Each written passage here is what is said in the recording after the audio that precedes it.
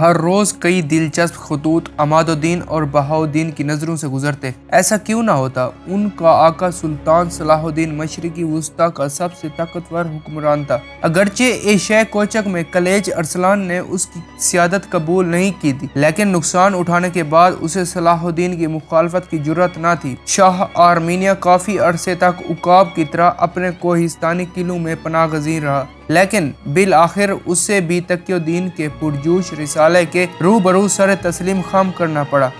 خلیفہ بغداد کے سفر اکثر دربار سلطانی میں حاضر ہوتے۔ خلیفہ بغداد صلاح الدین کو اپنا اور دین کا محافظ سمجھتا تھا۔ بالآخر قسطنطنیہ کے شہنشاہ کے سفیر سلطان کے سفری دربار میں حاضر ہوئے۔ انہوں نے سلطان کی خدمت میں تہنیت نامہ پیش کیا، جس پر خاصی وزنی اور مصوری طلائی مہر تھی۔ قیصر اسحاق فرشتہ خصال نے صلاح الدین سے دوستانہ معاہدے کی درخواست کی تھی۔ زیرک اور دانشمند عربوں نے شاہ قسطنطنیہ کے مراسلے کی اس شک کو درخور اعتنا نہ سمجھا۔ البتہ روم نے قسطنطنیہ میں مسجدیں تعمیر کرانے کی پیشکش بھی کی تھی اور نئی مسجدوں کے لیے حفاظ اور عالموں کی خدمات طلب کی تھی۔ صلاح الدین اس تجویز پر بہت خوش ہوئے کہ دنیائے مسیحیت کے محترم ترین شہر میں صدائے اذان بلند ہو۔ ایک اور خط معلوم ہوا۔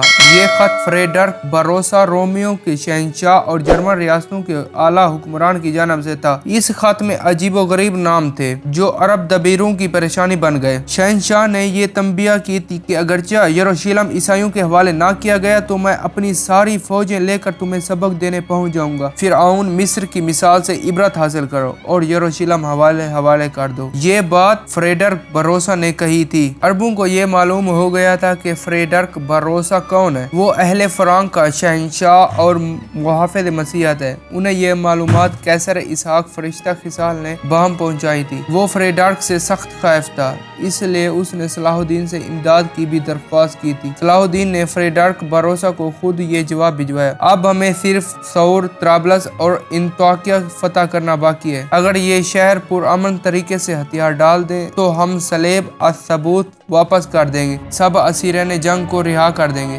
راہبوں کو مزار مسیح کی مجاورت کی اجازت دے دیں گے۔ اس کے علاوہ سب راہبوں کو خانقاہوں میں واپس آنے کی آزادی ہوگی جہاں وہ غلبہ اسلام سے پہلے مقیم تھے۔ زائرین امن اور سلامتی سے مزار مسیح کی زیارت کر سکیں گے۔ اس خط پر صلاح الدین نے خادم الحرمین شریفین کے لقب سے دستخط ثبت کیے تھے۔ صلاح الدین کے نقطہ نظر سے اگرچہ یہ شرائط نہایت فیاضانہ تھی، لیکن باروسا کو منظوری نہ تھی۔ 1199 کے موسم بہار میں مسلمانوں نے سنا کہ وہ صلیبی جنگ کے لیے روانہ ہو چکا ہے۔ قیصر اسحاق فرشتہ خصال نے اطلاع دی کہ بوڑھا فریڈرک 1,00,000 مسلح فوج لے کر آ رہا ہے اور ڈیوک آف آسٹریا بھی جنگ کی تیاریوں میں مصروف ہے۔ اہل فرانس بھی فوجیں جمع کر رہے ہیں۔ فرانس کے بادشاہ فلپ آگسٹ ثانی اور انگلستان کے دلیر بادشاہ رچرڈ نے بھی اسقف اعظم ولیم آف ٹائر کے ایما پر علم صلیب بلند کیا۔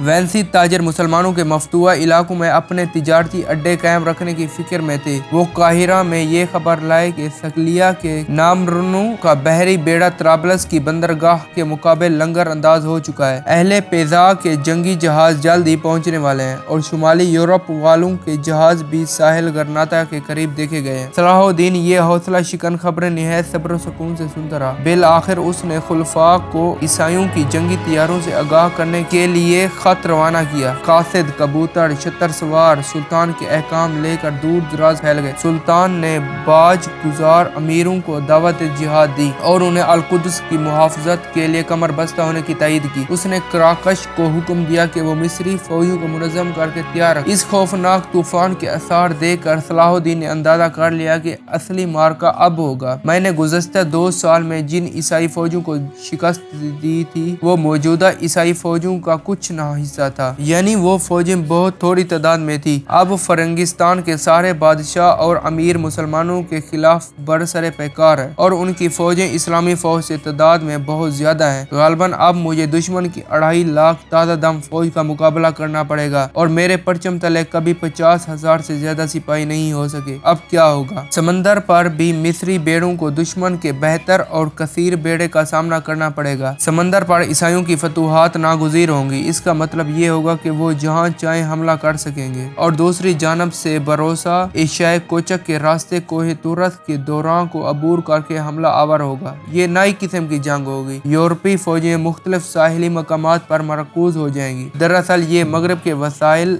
और असलह का मशरकी शाहसवारों से मुकाबला होगा। सुल्तान को तैयारियों की ज्यादा मोहलत ना मिली। वो बलाई नील से लेकर कोहिस्तानी फारस तक फैले हुए मुसलमान कबाइल के इज्तिमा का इंतजार कर रहा था। ये इज्तिमा बहुत देर तलब था, लेकिन दरे हालात ये भी जरूरी था कि ईसाई फौजों के लंगर अंदाज होने से बेशतर ही ईसाइयों के आखिरी किलों को निस्तो नाबूद कर दिया जाए। मई के महीने में खबर आई कि करक का तमाम किला जबल रियाल भी फतह हो गया है। इस तरह ये बहरम मुर्दार के सारे इलाके पर इस्लामी तसल्लुत हो गया। सैली इलाके के चंद किले बाकी रह गए। हसन अलकराद से त्राबलस की हिफाजत होती थी और बिलफोर्ट से सौर को पनाह मिलती थी। अगरचे सुल्तान अपने हलीफों की आमद का मुंतजर और इंताकिया त्राबलस पर बैक वक्त हमले की तैयारियों में मसरूफ था, फिर भी उसने अपने निजी दस्तों की मदद से बिलफोर्ट के मुआसरे की ठान ली। ये अजीम और शान किला सलेबियों ने हाल ही में बनाया था। उसकी तमीर में सलेबी कारीगरों ने अपनी फनी महारत का आला सबूत दिया था। ज़ेरे लबनान की चोटियां इस किले की दस्तरस में थी। इस किले की सिपाह को एक तरफ तो मुतलातिम समंदर नजर आता और दूसरी तरफ कोए हारमून की बर्फ को चोटियां दिखाई देती। बिलफोर्ट एक लंबोतरी सतह मुर्तफा पर था। उसके एक जानब पानी का हौज था और दूसरी तरफ किले की दीवारें अमीर घाटियों के किनारों से सीधी ऊपर उठाई गई थी। ये दीवारें नाकाबिले तस्खीर थी। सतह मुर्तफा की जानब से ये किला एक गहराई घाटी से महफूज था। इस घाटी की दूसरी जानब एक ढलवान चोटी थी जिस पर 32 फुट ऊंची दीवारें थी। इन दीवारों के कोनों पर मजबूत बुर्ज बने हुए थे। इस घाटी को दोनों जानब से बंद करके इसमें पानी भर दिया गया था। बिलफोर्ट एक मुसल्लह देव था जिसके कदम संग खारा में जमे हुए हों। इस किले की पुश्त गहरी घाटी से महफूज थी। इसके सीने पर दबेज जीरा बख्तर थी। सतह मुर्तफा निहायत दुश्वार गुजार और तंग थी। चुनाचा महसूरैन निहायत आसानी से धावा बोल कर मुहासरीन को अमीर ढलवानों से नीचे धकेल सकते थे। मुसलमानों ने 2 साल तक इस किले से कोई तारुज नहीं किया था। जब सलाहुद्दीन बिलफोर्ट के सामने नमूदार हुआ तो किलेदार ने सुलह की दरख्वास्त की। रेजाल्ड ऑफ सडून पुराने सलेबी खानदान का चश्मो चिराग था। वो मुसलमानों के जहन और जबान से बखूबी वाकिफ था। वो सुल्तान के खेमे में काफी देर तक तबादला ख्याल करता रहा। उसने सुल्तान से 3 महीने की मोहलत तलब की ताकि वो अपने अहलो अयाल को साहिली इलाकों में बाहिफाजत पहुंचा सके। सलाहुद्दीन ने बाखुशी ये तजवीज़ मंजूर कर ली क्योंकि उसे बाखूबी मालूम था कि बिलफोर्ट का मुहासरा तवील होने के अलावा सख्त महंगा पड़ेगा। उसे भी मफतूहा किलों की मुरम्मत भी करवानी थी। जब मुकर्ररा मियाद खत्म होने को आई तो रिजाल्ट दोबारा सुल्तान के पास हाजिर हुआ और मजीद मोहलत तलब की। वो मेहमान की हैसियत से सुल्तान के यहाँ मुकीम रहा। इसी असना में सुल्तान के अमीरों के शुबहात यकीन में तब्दील हो गए कि वो महज वक्त टालने के लिए बहाने